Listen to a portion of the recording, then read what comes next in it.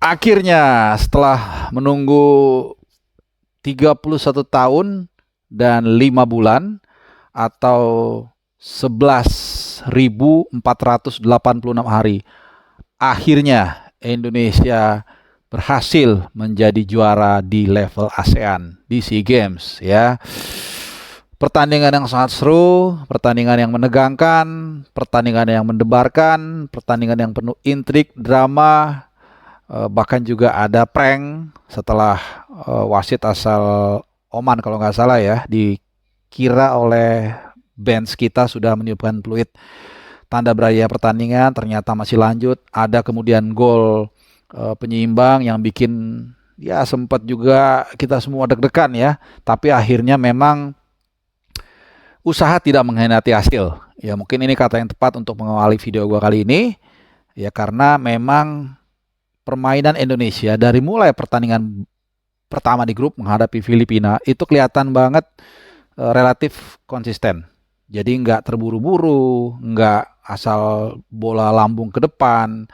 Jadi sangat terorganisir lah. Jadi mungkin ini juga yang dikatakan pelatih Indra Safri ini menggunakan PPPA kalau nggak salah istilahnya, pendek-pendek panjang.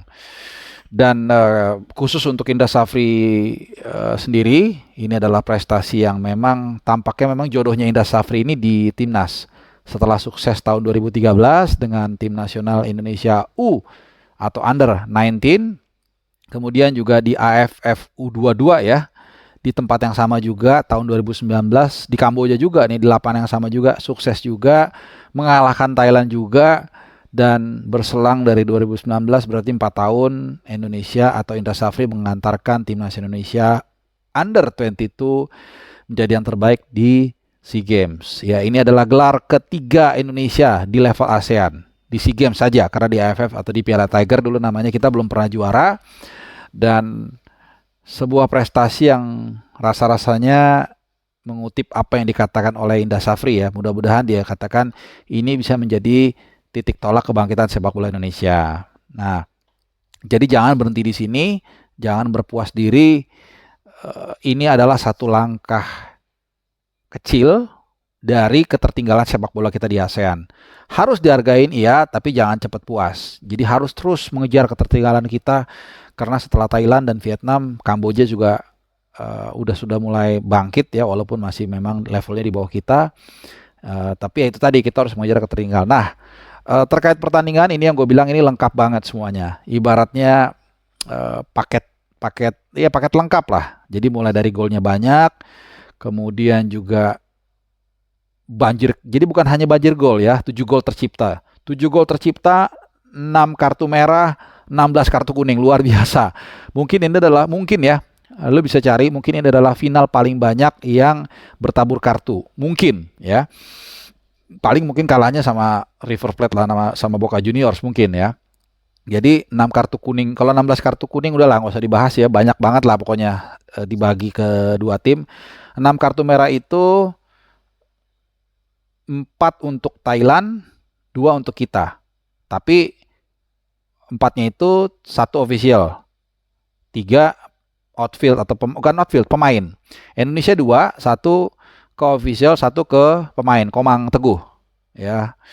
Kemudian juga tadi banyak gol udah gue ceritakan, terus dramanya sempat di prank juga udah, bahkan juga aspek-aspek politik. Nah ini jujur tadi gue ya agak bertanya-tanya apa fungsi Menpora di sana ya.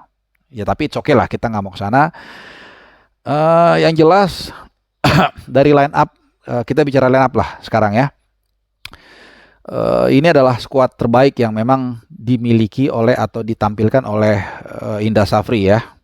Jadi di bawah Mister Gawang, Hernando Ari, gua rasa kita nggak perlu meragukan lagi. Dia adalah pemain yang sangat ya paling senior lah boleh dikatakan. Kemudian juga duet di belakang ya, Rizky Ridho dan juga ya Rizky Ridho dan Komang Teguh. Nah, Komang Teguh ini memang penampilannya di laga sebelumnya cukup baik dan juga dia mencetak gol ya. Kemudian di Di kanan Bagas, di kirinya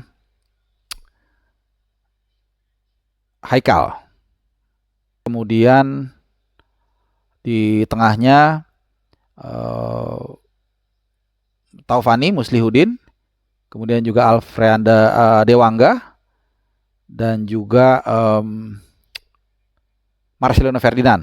Kemudian di depannya Ramadan Sananta, terus Fatur Rahman di kanan, dan di kirinya Witan Sulaiman. Nah, yang menarik sebenarnya Witan Sulaiman, karena seperti di preview gue sebelumnya, gue memprediksikan atau memperkirakan dia akan ditampilkan.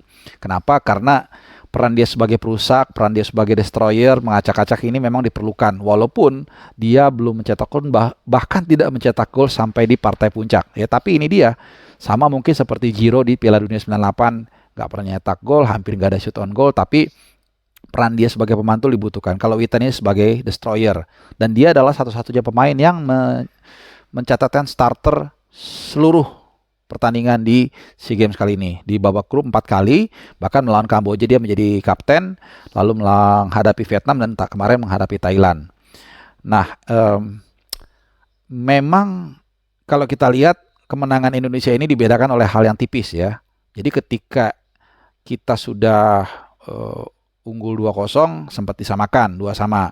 Dan di pertandingan di perpanjangan waktu, ada sebuah kesalahan kecil yang dimanfaatkan dengan baik oleh Indonesia, oleh Irfan Jauhari. Ini pemain yang memang saat di PSIS pun bukan sering sekali, tapi acap kali justru ketika tampil dari bangku cadangan ini bisa mencetak gol. Ya, gue masih ingat salah satu pertandingan yang dia cetak gol dari bangku cadangan itu waktu lawan Rans Nusantara. Rans Nusantara ya. Jadi memang kelebihan dari seorang pelatih ini untuk membaca karakter pemain ini juga penting. Ya, bagus, tapi kalau dia nggak bisa main dari awal ya buat apa kan gitu. Jadi ada juga yang bagus tapi harus bermainnya sejak awal dan nggak bisa terlalu lama.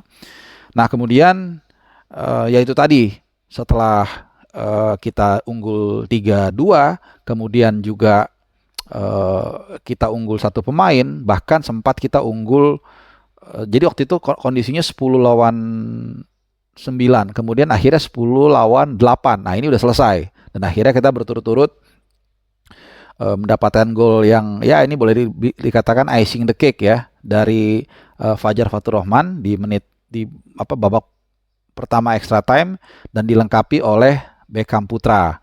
Ya, ini juga sama nih, memanfaatkan kelelahan dan kelengahan dari pemain belakang Thailand. Ya, ketika clearance-nya dengan kepala, gue lupa lah, itu tidak terlalu sempurna. Kemudian rebound didapatkan oleh Beckham Putra, dan dengan tenang dia mendeko ya, menggocek lah gitu bahasa gampangnya, dan langsung di finishing dan selesai. Sebenarnya waktu 4-2 juga udah selesai sih, tapi itu yang dinamakan icing the cake. Ya, sekali lagi gue rasa sih nggak usah terlalu dibahas banyak ya. Yang jelas bonus akan segera diberikan kepada para pemain. Jangan lupakan jasa mereka, karena gue masih ingat waktu mewawancarain Toyo Haryono. Jadi ini generasi terakhir sebelum kita akhirnya juara lagi tahun 91.